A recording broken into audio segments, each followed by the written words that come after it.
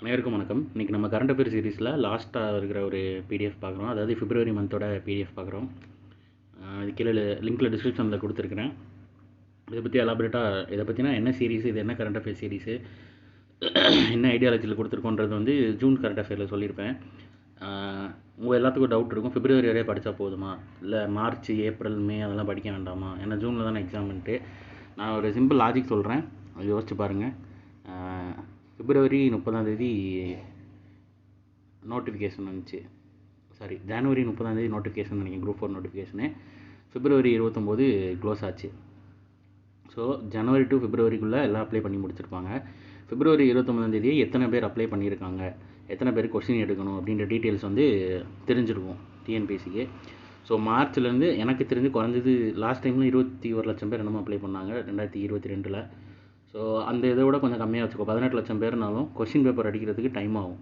18 லட்சம் பேர் question paper அடிக்கிறதுன்றது நம்ம நம்பர்ஸை சொல்கிறப்போ ஈஸியாக இருக்கும். நீங்கள் ஒரு இமேஜின் பண்ணி பாருங்கள். ஸோ அதுக்கு அந்த 18 லட்சம் கொஸ்டின் பேப்பர் அடித்து அதை ரெடி பண்ணி வைக்கிறதுக்கு மார்ச், ஏப்ரல், மே கண்டிப்பாக இந்த 3 மாதம் சாலிடாக தேவைப்படும். ஸோ மார்ச்சில் கொஸ்டின் எடுக்கிறாங்கன்னா மார்ச்சோட கரண்ட் அஃபேர் எதுவுமே அதில் இருக்கிறதுக்கு வாய்ப்புகள் ரொம்ப ரொம்ப ரொம்ப கம்மி. மேபி அந்த எடுக்கிறப்போ இருக்கிற ஏதாவது மேபி இப்போ ஒரு மார்ச் 10 ஆரம்பிக்கிறாங்க பிரிண்டிங் அப்படின்னா அதுக்கு முன்னாடி 9, 1 to 9 அந்த மாதிரி ஏதாவது வந்திருக்கலாம். மற்றபடி பிப்ரவரி வரையே பார்த்தாலே ரொம்ப ரொம்ப போதுமானது தான். பிப்ரவரியுமே வந்து இந்த பட்ஜெட் ரிலீஸ் பண்ணியிருப்பாங்க, அது சம்மந்தமாக இதில் கம்மியாக தான் இருக்கும். பிப்ரவரி அன்றைக்கி இதில் ஒரு டேட் இருக்கும், பட்ஜெட் டீட்டெயில்ஸ்ன்னு இருக்கும். ஒரு நிமிஷம் இருங்க, டிஎன் பட்ஜெட் டீட்டெயில்ஸ்ன்னு கொடுத்துருப்பேன், அப்படி காட்டுறேன் உங்களுக்கு.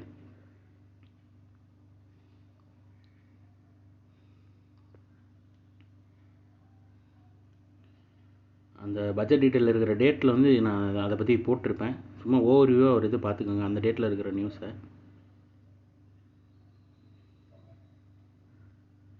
20/2/2024 20ஆம் நியூஸ் வந்து என்னோடய இதில் இருக்கும், சேனலில் இருக்கும், வேணுங்கிறவங்க போய் பார்த்துக்கோங்க.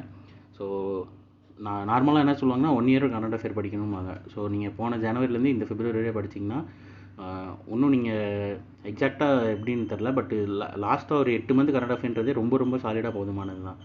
ஸோ நீங்கள் அந்த லாஜிக் படி பார்த்தீங்கன்னா பிப்ரவரி வரையே படித்தா போதும்.